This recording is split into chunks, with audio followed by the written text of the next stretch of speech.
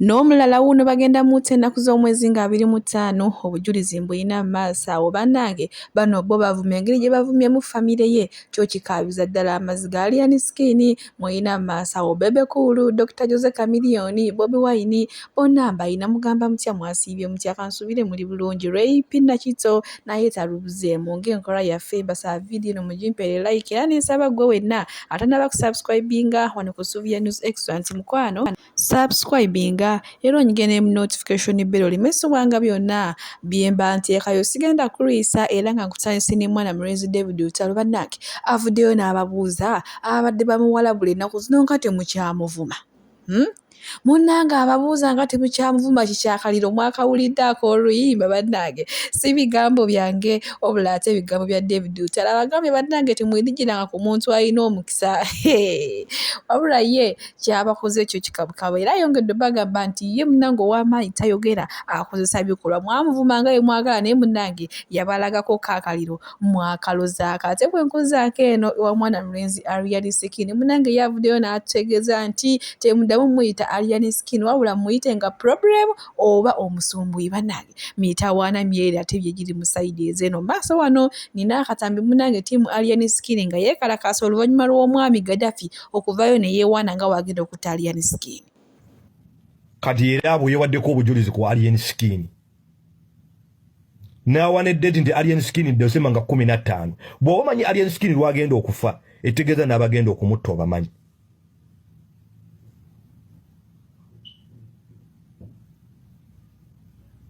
Bw'oba omanyi Alien Skin lwagenda okufa nga gwe wayogedde gwe kisimanyi Gaddafi. Ekisajja kyattu kinaku kyattu era omunaku banne ku nsi kuno ajja kuba munaku bbanga lyonna etegeeza n'abagenda okumutta obamanyi naye gwe bagenda kukukwata ebbanga essaawa yonna beera mwegendereza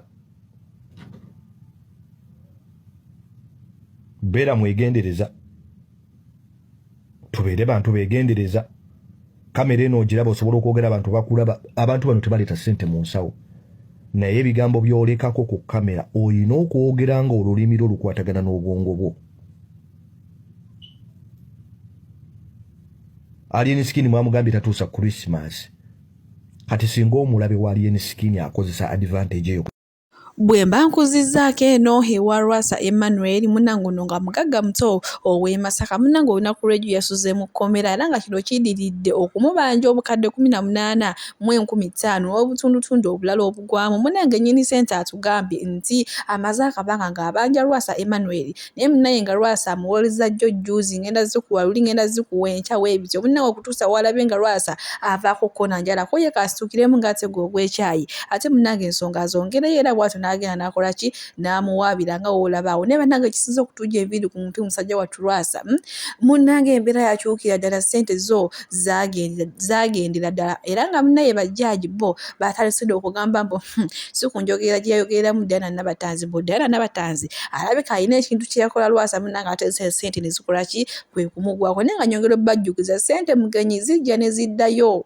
So gwe wenna munnange asekeera Lwasa mbu ne bamusiba ku bukadde 15 bokka Lwasa kiki kyokka munnange olaba akaveera kayina bambi yebadde emmere gye yatwaliddemu nga gyagenda okulyangako naye naye ekiriwo abamusibisizza babagambye buli lunaku balina okuwangayo 5,500 zagenda okulyanga era nga ez'obuliwo bamuwadde emitwalo 15 ze yagenze nazo mu kkomera ate munnange asobole okwerabirirangako okufunamu ekyokulya naye nga bannange temuseka ssente mugenyi zijja ne ziddayo Yesu yali aziyina naye munnange Mukama tagenda zikubeeza kugwa omuntu omwogaggawale abeera ate alina ozikuggyako ate n'awaako n'ekubalala nabeera munnange ne bakola ki ne basanyuka mu kale bye mu sayidi ezeewo nja kuba mbaleetera byonna bye nnaaba nfunye ku sayidi ya Lwasa bwe mba nkuzizzaako wano munnange wa mukyala Bindeeba mukyala Kokosero bannange muyina maaso ono naye ng'atukubye Bindeeba bannange bannakyeyombekedde ndowooza kano ko temukalaba katulabe Ray kyatugamba tweyongereyo. Bagamye emboozi yeeyu kengena gibanyumiza wiki namba wangi kutidde bamanyi yakomye jjo ekoma bityo bano yangamye bwekoma jjo ejo nanyumiza ko just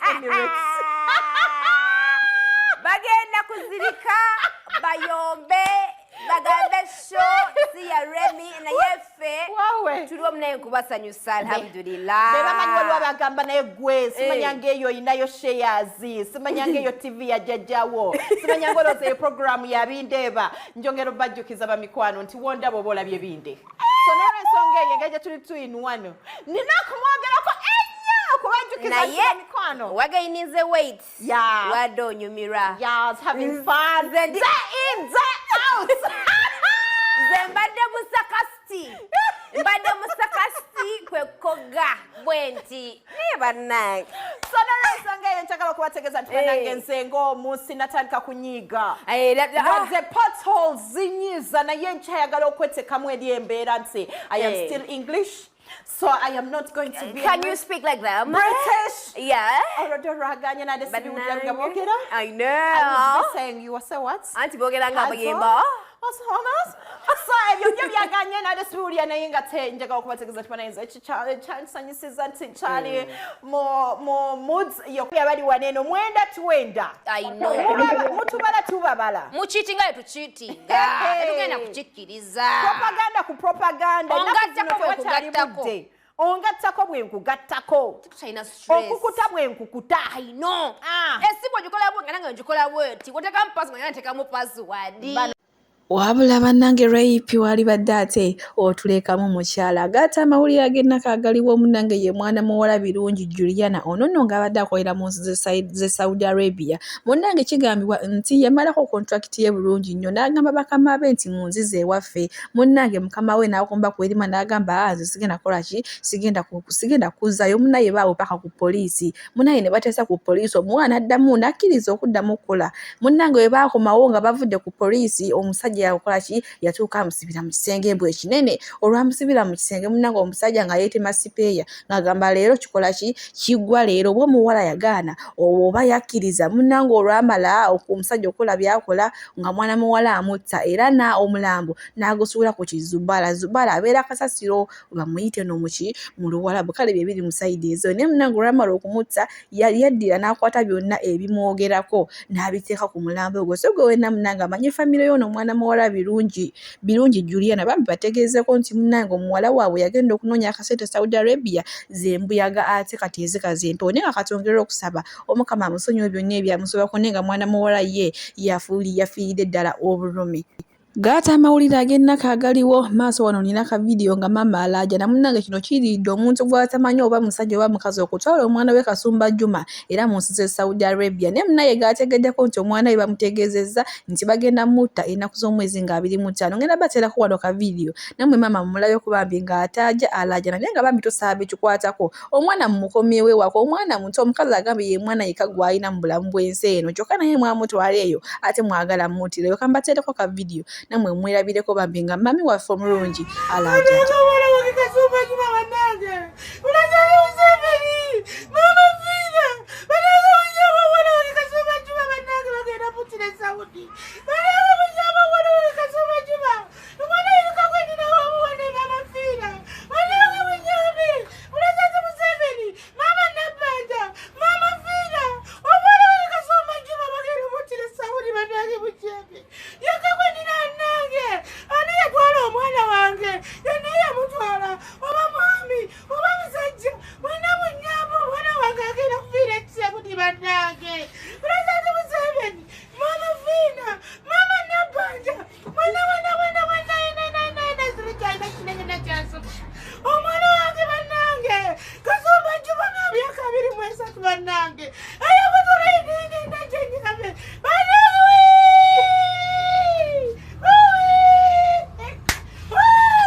Bannange katusabe gwe wena bambi yatwala ono mwana mulenzi Juma mwana muto maama Aloja na bambi komyawo omwana w'omukazi lwaki wamutwala nga tomubuulidde katusabe munnange ab'obuyinza ate ensonga zino bazikwaseeko maanyi ate bwe nkozaako eno ewa Diamond Platinum bannange nga oba olina akasente ngawo ebintu bikyukira ddala munnange nekifaananyi kyolaba kyali Diamond Platinum kyalina omukazi omulala omunnaye nga akasente takayina kwegamba ng'embeera ekyali yakweyiyayiya kulonda bu scrap naye ate kino kyolaba ng'alina ezzali awo omunnaye ng'atandise okukafunira ddala ate bwe nkuza Tamale mirundi Junior avunana kaye wisdom okubba amataala g'oku mmotoka ye n'empya ya Subaru bannange akatambi nkayina mu maaso awo ate era amutegeeza n'amugamba nti no toddamu kumugamba mbu nno suga mami eyamugulira ye emmotoka ye waba nti no ye gimugulira ye isooka awooma abalagala asiirira bannange. Era wisdom gwandoga obutaala babubyeko mu maaso kaye ojja kuzza obutaala bwange. Wisdom kaye gwe wabbye obutaala bw'emmotoka yange kamera zakutte bange kati odda kubba mipiira.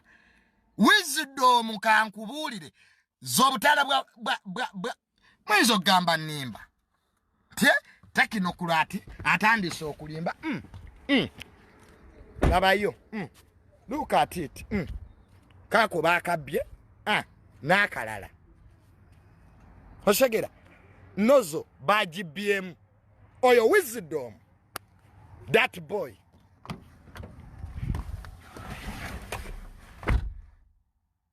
oyo kaye gwe wabubye kaye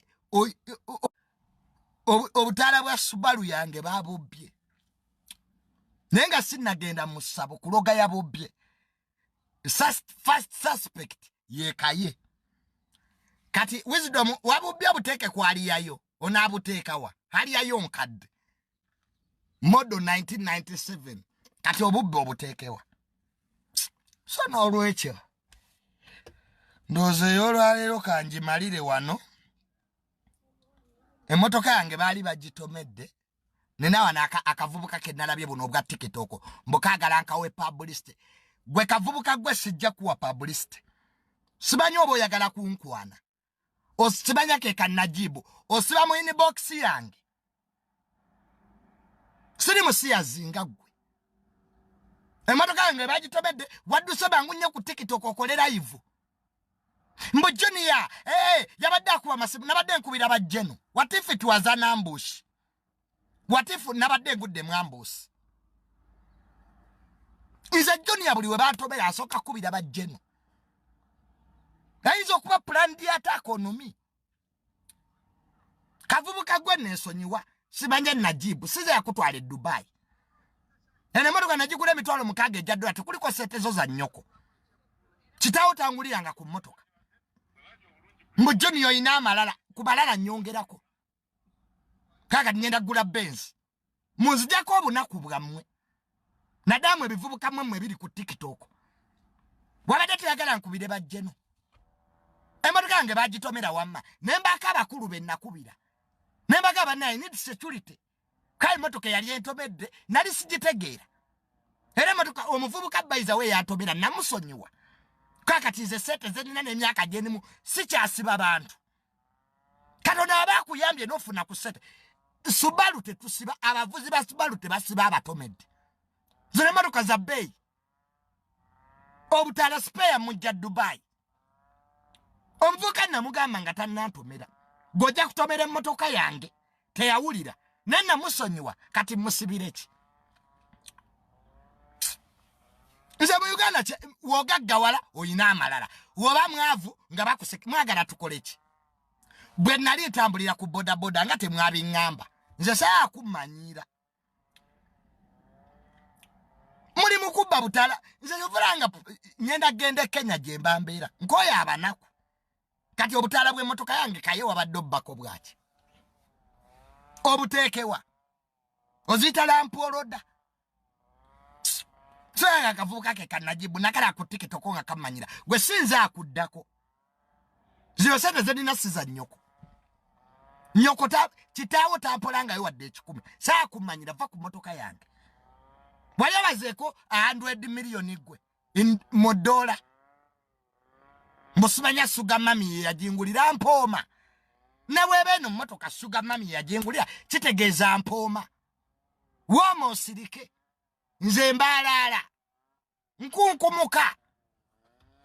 Saya kumanyi. Munaye kayo wisdom abago watuta obutala bwa munno watute wacho obutala bwa munno nenga munanga yongedde okugamba nti ya wooma abalagala asiyirira munange bo bashuga mami bakyamuweera ddala emmotoka mbufunze bannanga ate bwenkuzaako ene wa principal ennaku zino abaana banyiivu kansooke nkulaga ate kye batuusizaako principal katono nnyo tweyongereyo bannange oba abaana principal tebakyamutya abaana lwaki ennaku zino mwamize mwayize empisa embi z'ovuma principal bannange temumanyi nti nebyo ebintu bibi nnyo nnyo kambateereko ka video wano nga bamutwala bamuvuga mu ssebo naye ali ensikini lo agijjewa eyingira principal yagambye bwagenda kola fango ni unity platform oyo sawa yamufula kagoma kalulendera abakaaba ani ali ensikini yafula principal kagoma kalubendera bwaba akola ki bwabakaaba kubana nasirika kasoke abatoka ni toko show nga bakulembeddwamu jekinizi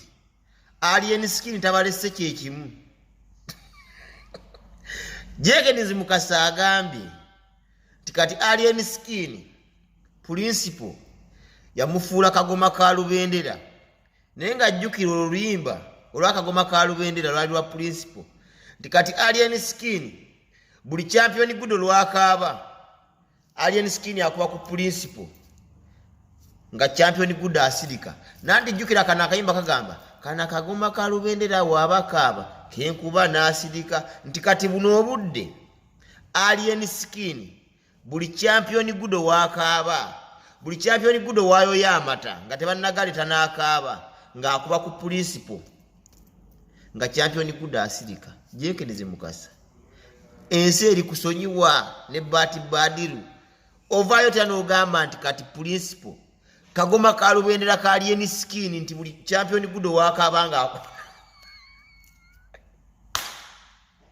ebibimba bikka naye baba olaba no obudde principal ayogerwako ne watabayo n'omu afuguma ekyuma ky'omuzungu ekiwola okikwasa engalo ne baba principal bannange eno dwa olutalo lwakutedda wansi ne waggulu era nga maaso awo nina ka video nammwe mugenda kubanga mubyerabira kati kati olutalo balujje ku bantu abakulu baluzizza ku baana baluzizza ku mwana wa Bobi Wine omwana wa Bebe Cool omwana wa Dr. Jose Chameleon bagambye munnaye ku bana abantu abasatu ani yakuza omwana obulungi era ani yakuza omwana omuwawa bannange Mbina masa awo nga batusonsomolera kuva omugomo wa Bebe Cool ye musambi wa mpira wa Dr. Jose Chameleon ye munange muwuzi nakinku ate ombunno ekyebuziwe wa principal yakola mulimo kingo jeko okutalaga amawanga n'amawanga bannange nennaku zino lwaki temwewummuza ko principal temukyamutira ko ddala kambatereko ka video mwerabireko. Who is a better father? Who is a better inspiration to his kids? Who is a better groomer? A grooming abaana be obulungi. Who has done totally nothing ku baana be. Today, allow me light a torch into these families of the biggest three. Ngawe mwalinga mubayita. Lero munzikirize nkube torch mubano ba top abasatu. Ngawe mwalinga mubayita naye nga torch sijikuba mu bobe nnyini nga bo oba families mu bunene bwazo but ngenda zikuba ku batabani baabwe abali favorite oba bayita abatabani ab'okumwanjo be baagala ennyo. Okusookera ddala mulimu wano abantu abamu nga bakuzizza abaana baabwe bulungi ne mubaamu abantu abamu nga bakoledde abaana baabwe omusingi omulungi ne mubaamu abantu abamu nga balesa abaana baabwe beeyagale bataayaye bakolenga we baagala naye nga tetulaba musingi gwe babakoledde okugeza essaawa ya leero we tutandika ne Sally, that is Alpha Sally Thierry. Alpha Sally Thierry is a professional footballer. Muzanyi wa mpira era gye buvuddeko twalaba taata we Bebe Cool bambi nga agenze e London anoonya academy mwayinza okuteeka omwana we yadde tebyayita bulungi nnyo abasinga ne muvuma but yalaga nti is a struggling father ayagala omwana we afune omusingi omulungi era abeere kyamaanyi nnyo mu ggwanga lino. That is Alpha Sally. Era kati essaawa ya leero Alpha Sally ali ku Express team eya Uganda. Express yateebye ne ggoolo kuula amalungi n'alaga skills ennungi ennyo mu kusamba endiba. That was Alpha Sally. Kitegeeza ki? Kitegeeza nti taata we yamuwa omusingi n'amanya nti omwana wange njagala abeere musambi wa mupiira. Era essaawa ya leero tulindiridde tessaawa yonna tuyinza omulabako ku national team. Kisoboka because he has skills. Alpha Salitieri omwana wa Bebe Cool. Wetudda ku Abamakas Mayanja. Abamakas Mayanja mumanyi bulungi nnyo kuva buto yali ayagala kuyimba. Nga ye muyimbi era mujjukira ku shemwe yali ya cricket over ya Chameleon. Abamakas Mayanja yavaayo n'ayimba I am upcoming. Oluyimba n'aluyimba ng'akalobozi kalunyo ng'era olaba omwana asobola obba ne future mu music. But Chameleon yamugamba no my son. Tosobola kudda mu kuyimba ng'okyasoma sooka omaliriza osoma tulaba ate ekitone kyo w'ogenda okitwala. Abamakas Mayanja yali ayagala kuyimba era sigamba nti okuyimba yakusuulawo but Kamili yamupeevingira we laba we yamukolera ekyamaanyi ate n'amuyigiriza okuwuga n'amusasulira abawuzi ab'amaanyi batrainers ab'okuwuga ab'amaanyi paka ku national team eya America. Do you know what it takes okubeera ku national team eya America? Okuba nti oli muwuzi ku tiimu ey'abaana aba-America. Kati omwana ali mu America ali part of the national team. Muwuzi wa maanyi nnyo era tumujjukira. Bamutimbako kuzimu ku billboards mu America ng'alina emidaali gy'awangudde ng'asinza abazungu mu kuwuga. That is a foundation eyakolebwa ku Abamakas. Ate nga tukimanyi bulungi Abamakas still mukubi wa bivuga. Ebyo byonna bigattako. That is all profession. Obo bonna bumanyirivu bwe yamuteekamu. That is still Abamakas for Jose Chameleon. Ne tudda ku mwana mulenzi gwe bayita Solomon Kampala Kyagulanyi. Solomon Kampala nze ekibuuzo nkitaddemu mmwe ayina profession ki? Solomon Kampala ayina profession ki? Ng'oggyeko okutambula nsi ku nsi ng'alya ssente esondeddwa abanna-Uganda, ng'alya ssente ya struggle, ng'alya ssente ekoleddwa mu firimu eyayiikiramu omusaayi gw'abaana. What profession does Solomon Kampala have? Atambudde mawanga, aganyumiddwa, ayambadde buli lugoye olw'ebbeeyi, atulaze ku nnyumba yaabwe amatiribona, yeeyagadde, akwanya, akoze buli kimu. That is him. Obulamu bw'oba obumazeeyo tiyali mu luxurious life, obulamu obw'okweyagala, obulamu obwomu, obulamu obulungi. But tetumanyi ya specifyinga mu ki, profession ye eri ku ki. Mutubuulira aba comment section ye amanyi ki kikyasinga otegeera ng'oggyeko okulya ssente, okulya obulamu, kuba kati n'obulamu nabwo bumutyabulidde nnyo.